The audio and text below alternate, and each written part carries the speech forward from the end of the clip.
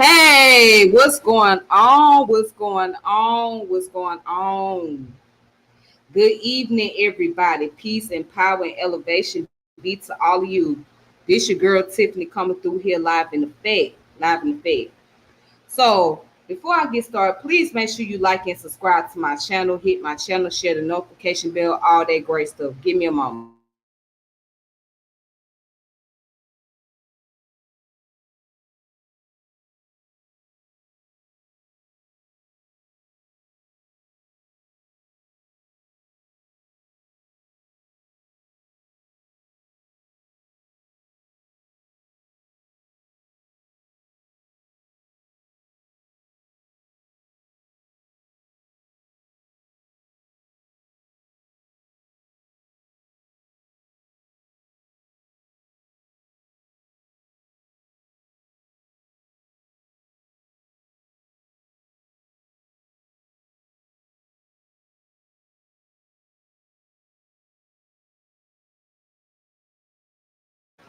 So, greetings, everybody. Greetings. Hello, everyone. Peace and power be to all you beautiful people out there. This your girl Tiffany coming through here live in the fed. Live in the fed. So tonight I want to deal with a subject about someone that was very known, and we're gonna take it to the underground world. So what do I mean about the underground? When I say underground, I mean like the lifestyle of those who were living the street life, the fast life, who was in the criminal empire, who had crime organization, gang organization, whatever you name.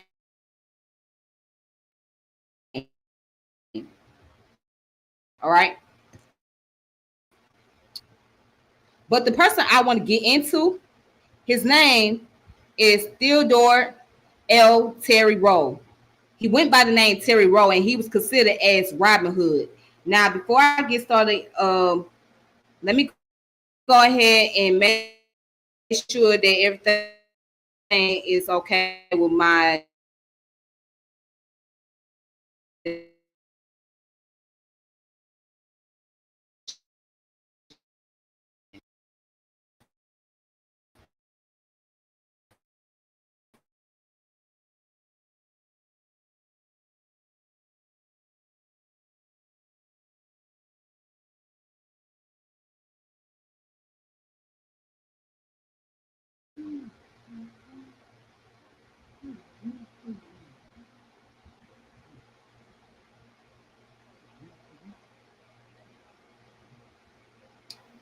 All right, so now I'm back. Let's go ahead and get started.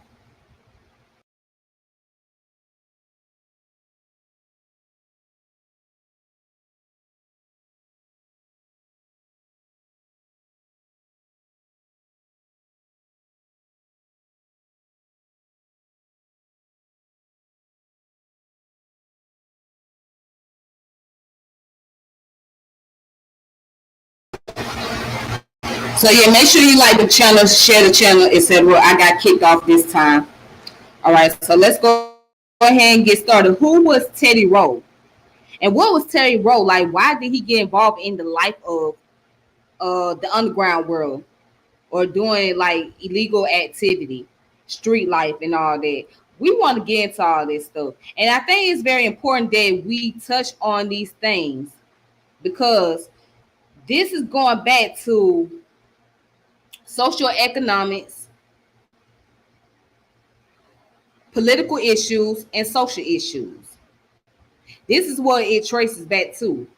And this connects the dot into showing how American society, right, and all its detriment has brought influence on its citizen, especially those that are in a disproportionate community, or excuse me, those who are disproportionately discriminated against, and those who are in a very low economic, social economic status, those who make low income status. etc. And so when you have people who grow up in poverty or grow up from a lower class community, right? And they're looking for an opportunity to make a way out of no way, how are they going to go about doing that? They're going to risk that chance. See, the rich are looking to get rich, right? And the poor people are looking to find a way to become rich. So the rich people doing whatever they can to stay rich, and the poor people doing whatever they can to get out of poverty. So that means that the meal ticket that you're looking for, right, to get up out of poverty, would mean to turn into the lifestyle of organized crime, or to go into the underworld, go into black marketing. So before I go there, let's look at what black marketing is first, and then I'm gonna talk about the subject. All right? Because see, this is where we can have a conversation. Let's look up black marketing.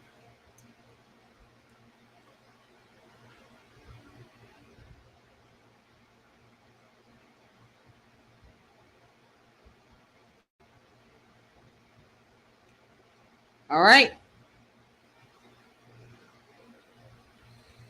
So here it is.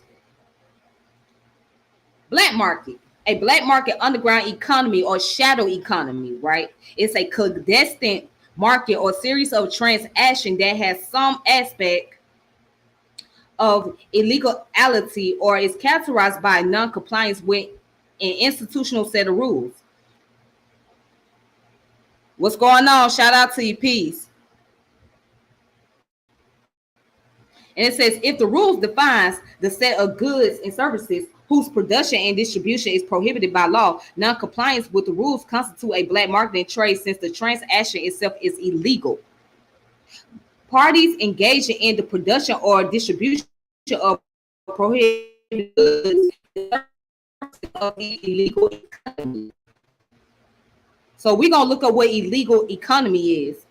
And it says, example, including the illegal drug trade, prostitution, illegal currency transaction, and human trafficking. Violation of tax code involving income tax evasion, which constitute membership in the unreported economy. So I know many of us ain't never heard of the term of illegal economy. So what does that mean to have an illegal economy, right? What does that mean? And then we're gonna go further down. So it says because tax evasion or participation in a black market activity is illegal, participants attempt to hide their behavior from the government or regulatory authority. Cash is the preferred minimum of exchange in illegal transaction since cash transactions are less easily traced. Common motives for operating in black markets are to trade contraband, avoid taxes and regulation, or skirt price controls or ration. Typically, the totality of such activity is referred to with some definite article, the black market in bushmeat. All right. So it says the black market is distinct from the gray market, in which commodities are distributed through channels that, while legal, are unofficial, unauthorized, or unintended by the original manufacturer, and the white market, in which trade is legal and official. So it says black money is the proceeds of an illegal transaction on which income and other taxes have not been paid, and which only can be legitimized by some form of money laundering. Because of the clandestine nature of the black economy, it is not possible to determine its size and scope. Okay. So now let's go and find out what illegal economy is. Because I want to look that up. Illegal economy. What is that? Never heard of it. Never heard of such terminology. I didn't even know there was a such term called illegal economy. So today I shall educate myself.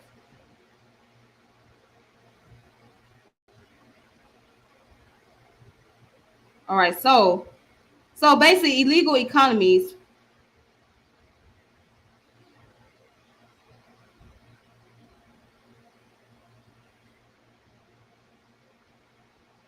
Let's go on Investopedia.com. So this is one of the best websites to go to. Okay, I always recommend people to go to Investopedia if you really want to learn more about economies and financial definition or economic terminology that you may not be familiar with, etc. All right, so it said the underground economy. Basically, that's what illegal economy is, the underground economy. So again, it refers to economic transactions that are deemed illegal either because the goods and services traded are unlawful in nature or because transaction failed to comply with governmental reporting requirements. So the underground economy is called the shadow economy, the black market, or the informal economy. All right. So here it is again. Let's look at the percentile real fast. It says the American underground economy was estimated to have reached $1 trillion in 2009, representing approximately 8% of U.S. gross domestic product. However, by 2013, largely due to the long-term effects of the 2008 financial crisis and the contraction of the formal economy, underground economic expenditures reached an estimate of 2 trillion. Estimates vary, but studies shows that the U.S. underground economy is 11% to 12% of the GDP, making the underground economy approximately $2.5 trillion in 2021. So it's a big business. That's where most of the money is at, right? It's a big business. So not to go any further, but if you guys want to ever look up any economic terminology or anything that's dealing with finances or social economics, etc., go to Investopedia.com. Again, go to Investopedia.com. That's where you want to go. Now, with that being said, let's get to the subject. So I just had to go into there and just describe what black marketing is. So basically, what Theodore Rowe, or AKA Teddy Rowe in this case, what Teddy Rowe was doing was what it was called black economy or shadow economy, right? Black marketing.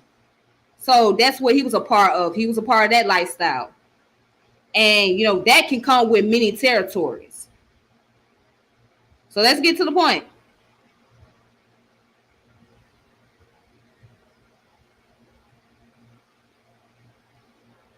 All right. So who was he? So Theodore L. Terry Rowe was born August 26, 1898. He died August the 4th of 1952. Okay. He was an African American organized crime figure who led an illegal gambling empire in the south side of Chicago. During the 1940s and the early 1950s, Rowe earned the nickname Robin Hood because of his philanthropy among the neighborhood poor. After refusing to pay street taxes or hand over his illegal gambling empire to the Chicago outfit, Rowe fatally shot a made man who had been ordered to assassinate him. Even though the killing was ruled self-defense, Rowe was murdered in retaliation by the Sicilian American outfit crew commanded by Combo Regiment Sam Gan was it Gankiana or Gankiana, if I'm saying it right. And he died on August the 4th of 1952. So, anyways, now let's go into what is street tax.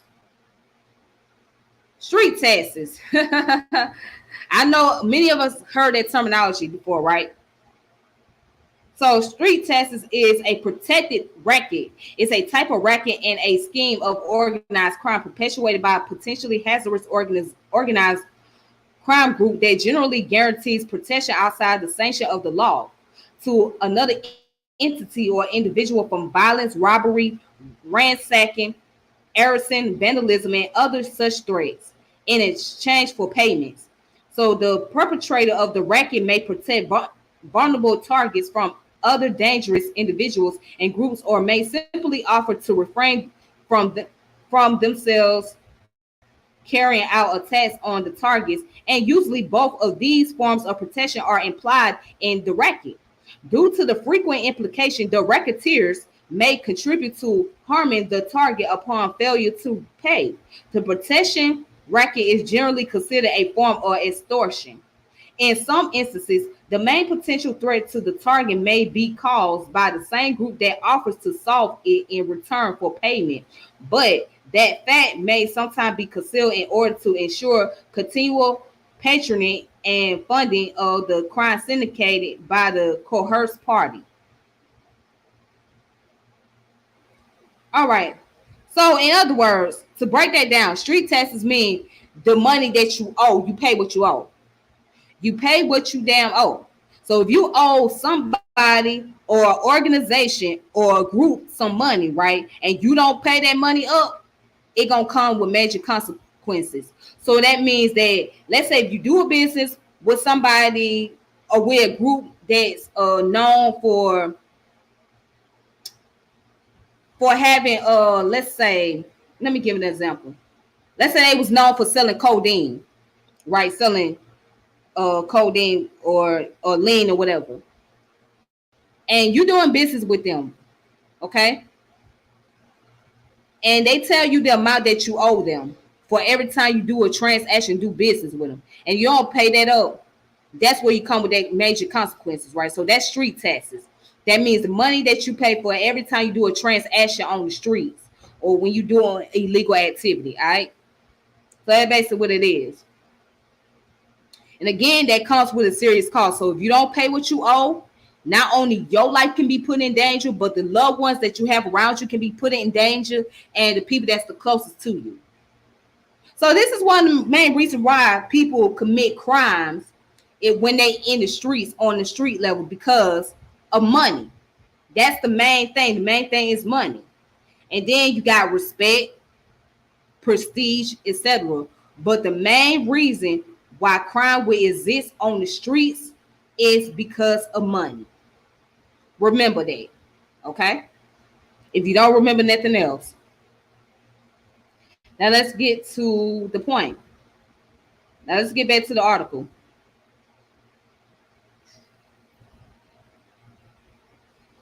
All right.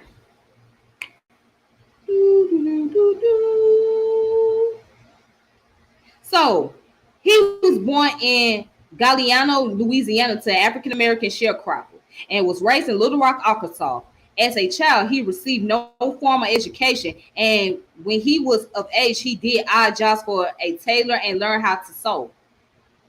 Sometimes after that, he got involved in bootlegging and gained a notorious reputation as a colorful racketeer who could pass for white because of his fair skin. Now, if you guys know about the brown paper bag test, if you was lighter than that brown paper bag, right, you could pass up for a white person. But if you was about the same complexion or you was darker than that brown paper bag, then you could not pass up. And that's what was used back in that time period, especially if you was in the South. But let's go.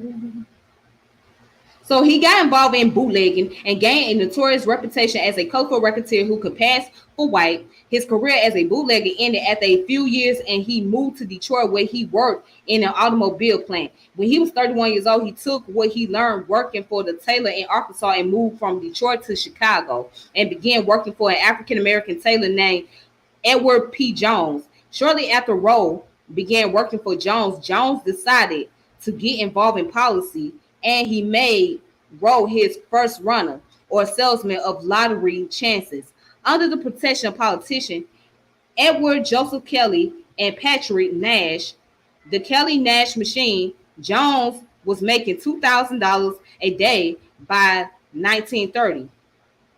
By 1938, he had increased his earnings to $10,000 per day, and Rowe was pulling down nice cuts from the profits.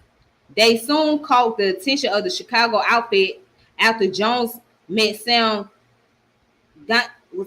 Gackiana in prison, and they set out to take over the numbers racket in Chicago. The Jones Rowe wheels were netting over $25 million annually. By 1946, the mob seeking to move in on the Jones brothers and Rowe kidnapped Ed Jones and held him for a ransom that included $100,000 and a promise to relinquish his policy business. All right. So Rowe paid the $100,000 ransom, but after Jones was released, he decided not to give up his share of the business. However, the Jones fled to Mexico, leaving the entire business to Rowe. So the man was ruthless, right? He was very ruthless. But let's go ahead and let's look further down. So the Cafano killing and trial.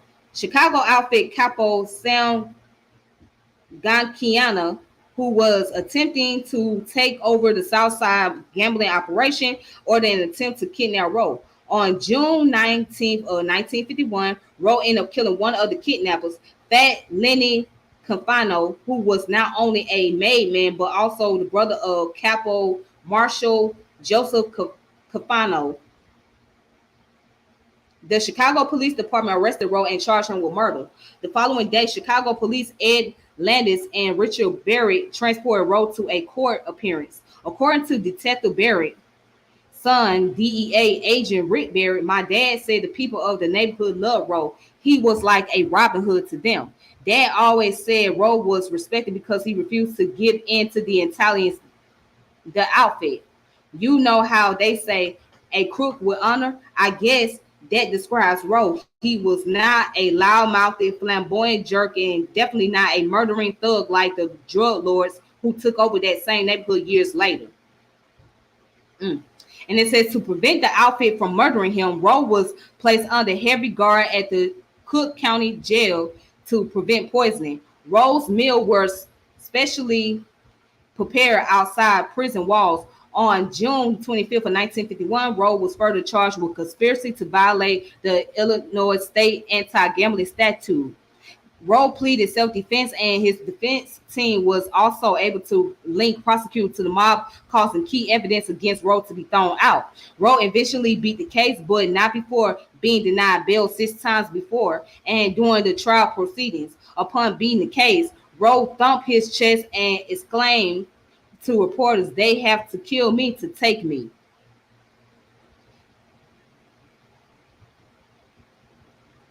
So bro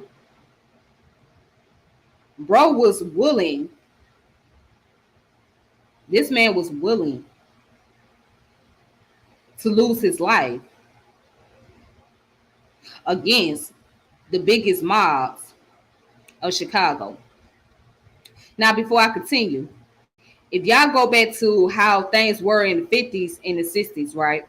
Chicago and Detroit and New York had a big reputation of crime organizations, right? So especially like in Harlem, New York, that those places where a lot of African American could be able to like conduct business and get involved in the crime life.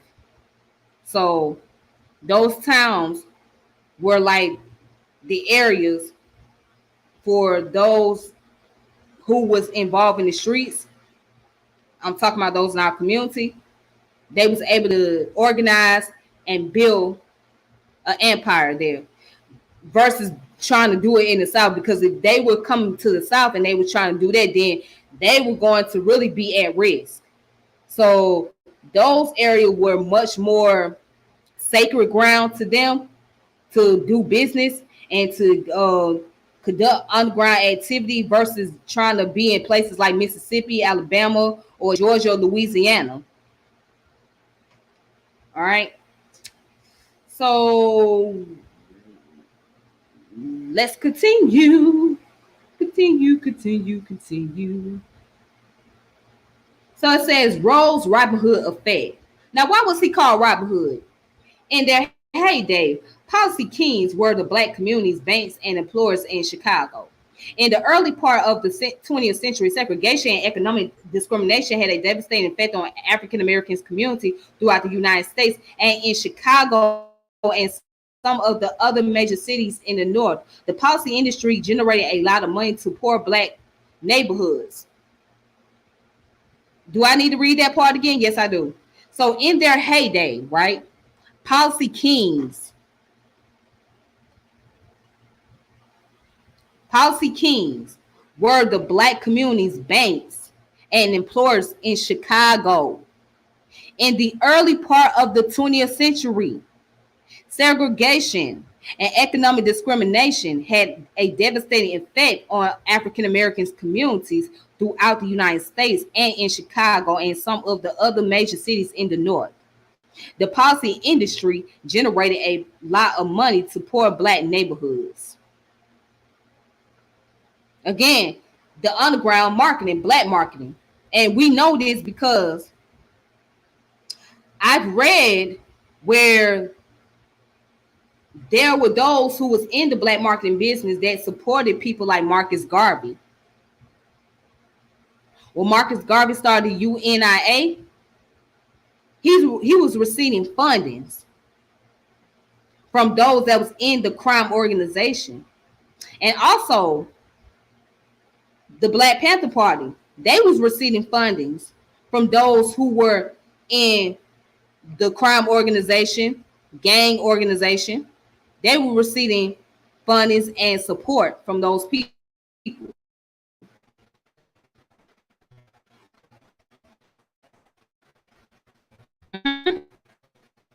So we'll learn that. So I mean, it's a lot of things that we don't know. See, we don't know that these were the people that helped funded political organization in our community as well.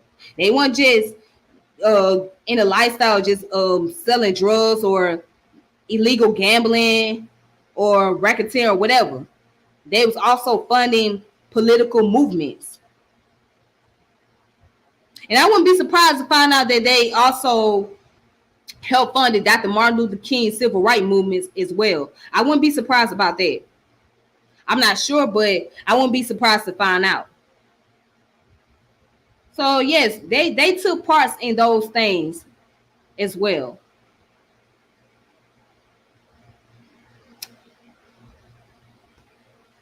So it says policy kings put a lot of their earnings into legitimate businesses such as cars dealership and churches. Aside from running a smooth operation, Roe is remembered for paying hospital bills for newborns and funeral tabs for the deceased. On one occasion, an elderly woman who had hit the number with one of the shady gangster wheels in town came to Roe to complain that the gang had not paid her money for the hit. Roe and some of his boys went over to the men and persuaded them to give her winnings. He has also been known to walk the streets of poor black neighborhoods, passing out $50 bills to needy people. Mm.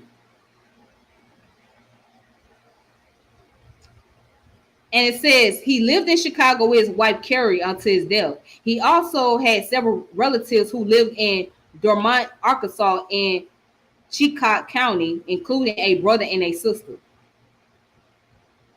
So, of course, it talks about his death. Now, it describes after Fat Lenny's murder, Sam Gakiana masterminded a month-long extortion campaign against African American bookmakers of Chicago. Dozens were shot at or blackjacked, and others fled the city forever. Meanwhile, Roe stayed in his mansion on South Michigan Avenue.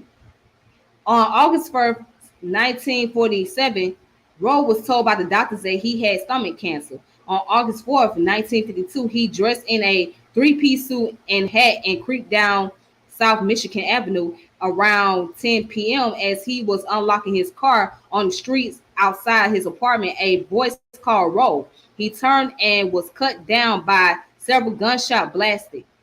He also slumped against a tree which still stands outside his former apartment at 5239 South Michigan Avenue. Roe was laid out in a $3,500 to $5,000 casket and received the biggest funeral of any Chicago African American since Jack Johnson in 1946.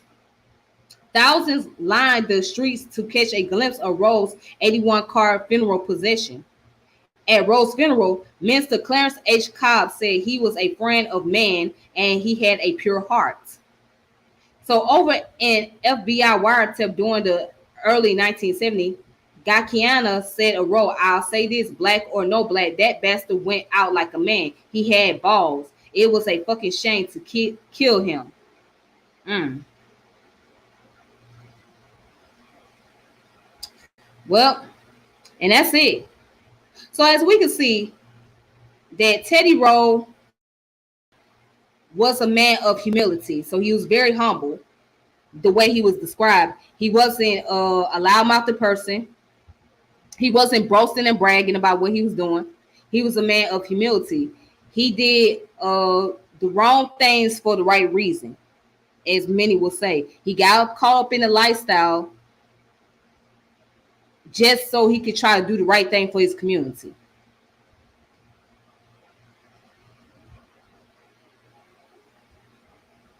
And of course, he thought maybe he was gonna get away from the ops, or the ops weren't gonna deal with him. But unfortunately, they did. And see, that comes along with that territory. So when you in the streets and you out there hustling, and not only you hustling, but you also retaliate against someone who's trying to put a hit on you or whatever, that comes with a cost. It comes with the price tag. So, I mean, if he had lived long enough, I mean, he lived until he was 52 years old. But if he lived long enough, maybe we would know more about him, right? But that's only limited information that was available regarding to him and his life. So that's all I was able to pull up. Now, there is some books out there, and as a matter of fact, there are some articles that I have actually. And also I have a book. Um, so this book right here you can find on Amazon. And I'm gonna pull up Amazon for you. Right?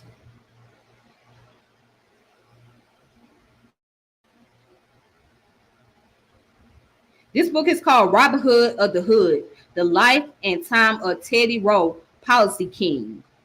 Okay, so this book came out in 2019, December 23rd, 2019. And the paperback is $9.95. So you get the paperback over here on Amazon. You want to check out more books. And then there's another book pertaining to his life, which is called Kings, The True Story of Chicago's Policy King and Number Racketeers. All right, so I have a copy, an ebook that goes into the black gangsters of Chicago. So let's go ahead and let me show you guys the image.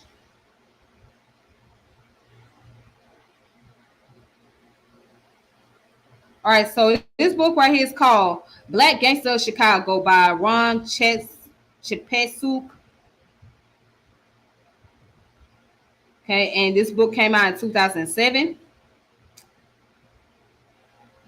Now let's go to The Rise of Policy King. Check this out. And it says, The Rise of the Policy King, which is chapter 1.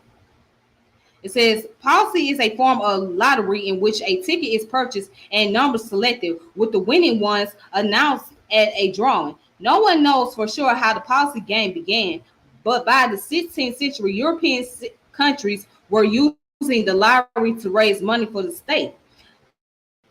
Virginia first introduced a lottery game to America in the 17th century, and it spread across the U.S. during the next century. The policy game first appeared in 1880s in New Orleans and then moved to New York, Chicago, and other cities with large black population.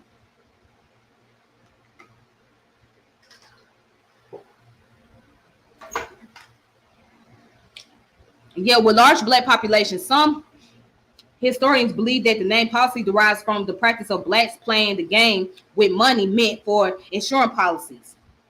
In the policy game, 78 numbers, or 1 to 78 exclusive, are wrapped in special containers and dropped in a drum-shaped receptacle or wheel from which numbers are drawn.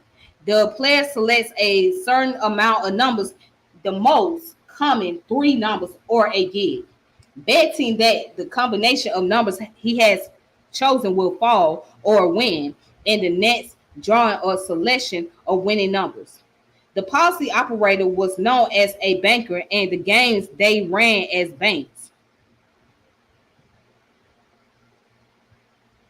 Okay, so, and it goes on to talk about, as the game became institutionalized, the policy banks provided slips printed in code to indicate the time, date, and name of the pool and the winning numbers. Madeleine Bronston, in her essay Analysis of Policy, which was written for the Work Project Administration as part of the Illinois Writer Project, estimate that during the Depression of the 1930s, approximately 500 stations were open from 5:30 in the morning to midnight, scattered indiscriminately throughout the entire south side of Chicago, and about 2,500 persons, clerks, porters, stampers, walk-in writers, etc., are employed by them and receive almost $11,000 per week in wages and commissions. All right, it says the poor as well, yeah, the poor as well as the better off could play policy. That was the game's attraction. The only thing a player needed was a nickel or a dime, and with a lucky draw, the bingo, life was beautiful. A winning hit seems like a ton of money to a player, but it was chicken feed compared to the profit margins the bankers enjoyed for most games. Paid out a few dollars while racking in thousands. So now what we call that street lottery. So policy, they call it policy, right? Which is basically dealing with illegal lottery at that time. But what we call it is street lotteries because you play the lottery on the street. All right. And how I know this because my grandmama used to do. My grandma used to play street lottery, so she used to play the Chicago lottery all the time. Yeah, that was my grandma. And if you grew up with if you had grandparents who kept books, dream books about numbers, yep. My grandmama was one of those people. She kept a lot of dream book around, so that was her thing. Yeah, she was into all of that. Oh.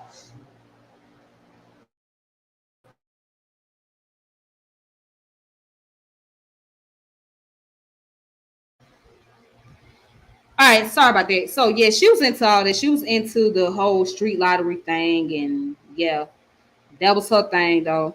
So, but I don't think it's as popular as it used to be because I don't hear much about it anymore. All right, but let's see. That's that information. Um, so there's other sources that I can show you guys, but I'm not gonna really go into like that. Um,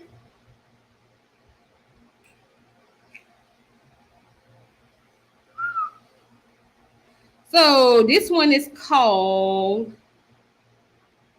the AmericanMafia.com. Okay. So you go on AmericanMafia.com and you'll find out all kind of information about mob organization in America, etc. Okay. So it goes into the story more in details about Teddy Rowe, whatever you want to learn, whatever you want to know. Okay. It goes into a lot about that. So yeah, you'll find a lot of information on this individual. Also, there's another one right here, which is called the commemorative release, which is on it came out August the 4th of 2009. The murder of policy king Ted Rowe, 57 years to the day, by Nathan Thompson. All right, so that can be downloaded. You can just look it up. Okay, you can look it up on Wikipedia and just go to the references, or the further readings, and then you could be able to find this information if you need to. Okay. So pretty much that's it. That's all I have for tonight. All right, I'm gonna have to go ahead and close it out. But I thank you guys for those of you that was watching, tuning in to my channel. Make sure you subscribe, like the channel, share the channel, etc. And also, I want to give a special thanks to the brother that had me on his platform. I really appreciate that. So again, shout out to all the new subscribers that's been subscribing. So thank you guys that's been checking out the videos and subscribing to the channel. So I'm gonna make sure I keep this thing going as much as possible, making sure I present as much information that I can for you guys to be able to look up and be able to read for yourself. All right. So this was kind of like a last minute thing because I just thought about doing the video at the last minute and this subject came to mind. But that's more to come, all right? But you guys be safe and y'all take it easy. Be careful out here. And this your girl Tiffany, and I'm logging off saying deuces, peace and power, elevation. Be to all you. Thank you so much. Until next time.